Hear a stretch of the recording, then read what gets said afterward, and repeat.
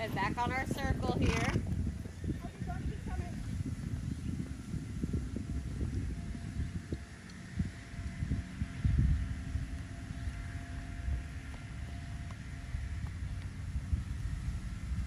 Okay, if you're having to kick him that many strides without compromising the trot that you're in, flick him with the whip instead, so you can stay back and supple him to you.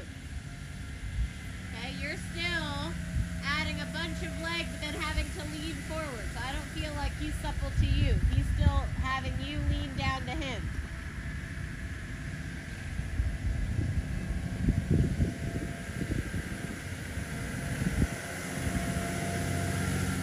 And that's it, yeah? He doesn't need to have any more. Good. Are you up and back in your position? Are you holding yourself back there? Yeah. Is he suppling to you when you do that? Yeah. Okay, let's see a little warm-up canter. Stay back. Rise your whole foot in your stirrup. Good, Vic. Stay back. It's because he slides you into your stirrups. So when I ask you those questions, you need to put your feet down in your stirrup and make him see how he got braced when you're back there. When your feet's down in your stirrup, that's where you have to supple him to you. Good, very good. And then stay back and straighten him, and then bend him to the inside. Put your foot in your stirrup. There you go. So that's you, that you just have to catch yourself before it's too late. Yeah? Now, today, we're gonna canter.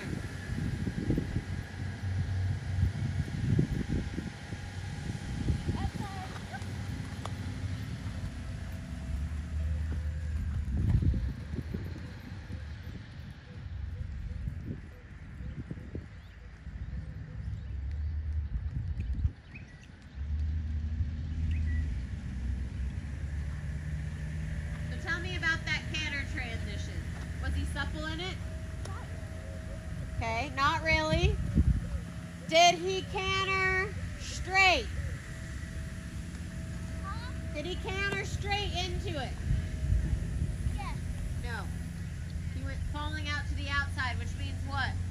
That makes it not looking to my outside. He's too bent to the outside, to the inside. So he's not through to the outside rate.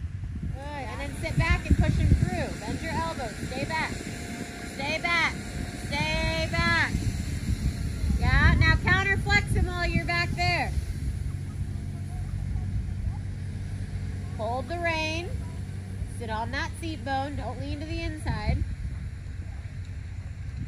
If your whole foot's in your stirrup and your spur's at the pad, is he able to feel your leg? No. Sit back, drop it down. Good. Now when you feel weight, are you letting your arms go forward? Not anymore. Very good. See the difference? Very good.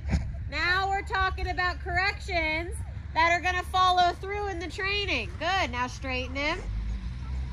Keep your fingers closed, and then you can be soft. Good job. And trot. Let's go the other way. I loved your upper body. I guarantee you I'm going to watch you slide by with your foot in your stirrup. Okay, but again, upper body corrections, much better. Outside elbow, not my favorite. Okay, but you fix your foot in your stirrup and then put your leg on without it pushing your foot in, right? So you have to stay back and keep weight in your stirrup and send him. Come on, supple him and go forward. Not by all of a sudden moving your elbows. When you sit back and open a rein, is he going to fight you? Let me see it. Open your inside rein. Stay back. Did you change the speed? Yeah. Why? I don't know. I pushed it faster. Yeah, well, and you just put your leg on, but his reaction is to try to run past it. Good, that's plenty. Yeah, he gave, so you give.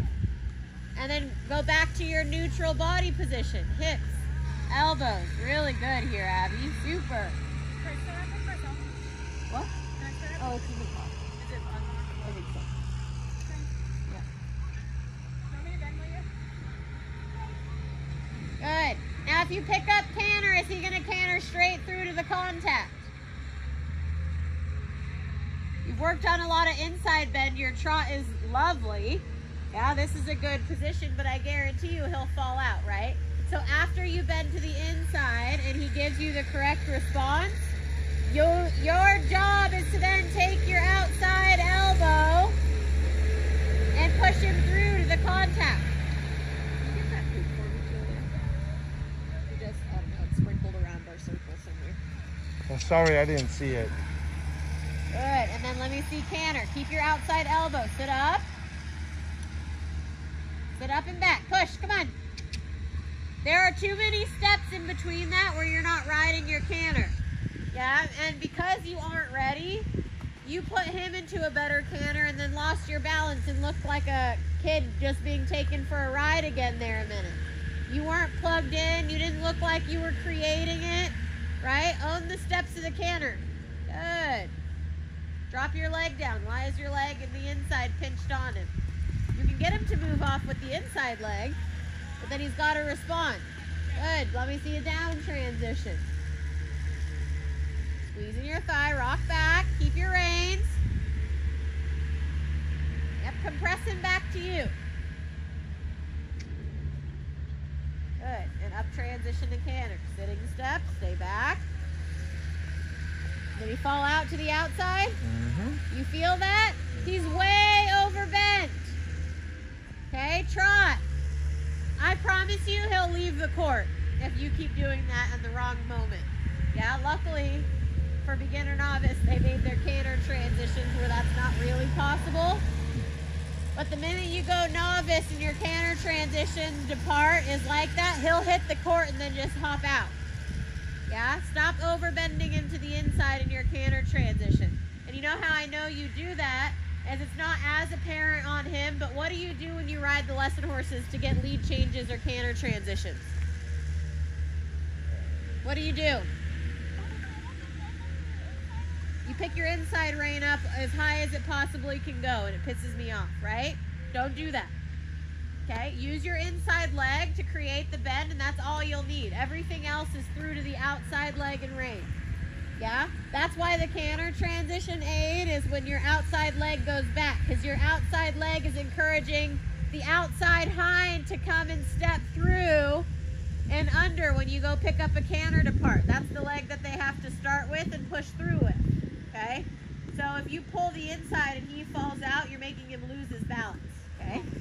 Come on, stay back. When I'm lecturing you, it is very apparent you do not pay attention to what you're doing up there. Your arms get crazy, yes. So the whole time I'm talking to you, you can focus on that. Just like Snip's walk yesterday when you were being lectured, right? You have to be able to make sure. So why did you put your whip on the inside?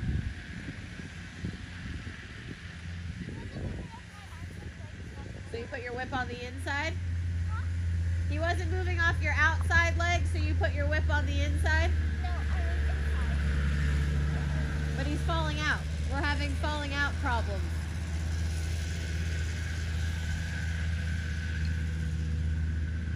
Let me see your canter transition.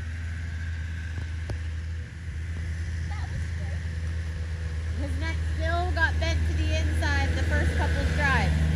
The first transition had an idea of being straight, but you don't ride the canter till you're like 4 or 5 strides in. You're not involved. And your immediate instinct is to grab the inside rein.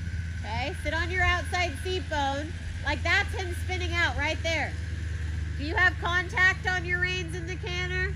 Are you sitting back and owning the canter step and him coming back and up to you? Sit back. There, that's creating an uphill balance. Now to me, he looks very, very stuck on the left rein when you sat up and back in your correct position. Yeah, and then he wants to fight you on it because he knows he was stuck. Now be soft, he gave. That's an uphill balance. But you get it, you create it, and then you throw it away and you do nothing with your body, okay? The release, the outline, the foundation that you're going for has to look like you're owning the step, that you've created this picture and you like it, that you're like, yeah, this is my picture that I created, I fixed it, I made this. And you go to fix it and then you do nothing and then you fall forward, right? Sit back. Own the canter step. I shouldn't see you getting popped up out of the saddle. Good. Down transition. Sit back. Good. And do your test. Circle and then head. Every time you go to do your canter transition, do not make me do that to your reins again. I see nothing of you trying to be strong and up and back. So when you're in your canter, he's way too strong out in front. I need to see your elbows back here. Pull them back. Yes. See how pissed off he gets? Remember we went through that yesterday. He needs to supple to you up and back there. Don't change your arms. Stay back there. Yeah, he doesn't need to be tapped. He needs you to stay back here and ride him from back there. Your elbows, okay? I hate, one of my least favorite people I use them as example because they're almost behind, past her spine. Pull your elbows back there. Yeah, now just wait it out. Don't get more pissed. You haven't been riding him correctly, remember? You have to stay there. Now outside elbow back, more. No, you're pulling your rein more. I want your elbow to be behind your spine. Okay, now straighten without throwing your arm forward. Close your leg. Outside elbow back without counter flexing him. You have to pull your shoulder and elbow back. Good, now canter. Stay there, don't change your elbow. Stay back. Where's your outside elbow? It is not where I just had it. Okay? See how up the hill and a balance he is? But you're still not creating that because you're just like, okay, we're in the canter now. Sit up and own that step. Yep, fix it. Trot. Stop lifting your inside rein. Stop lifting your inside rein. Trot. Good. Both elbows back. Now pick up canter and actually look like you go. And now canter.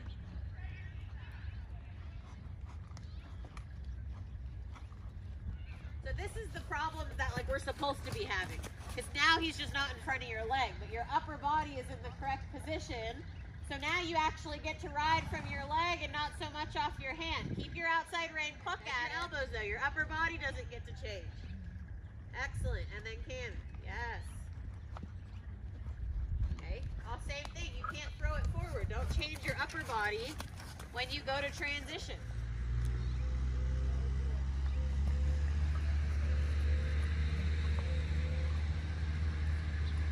Oh, what did you do? You fell out because you don't have the rail to babysit you. Sit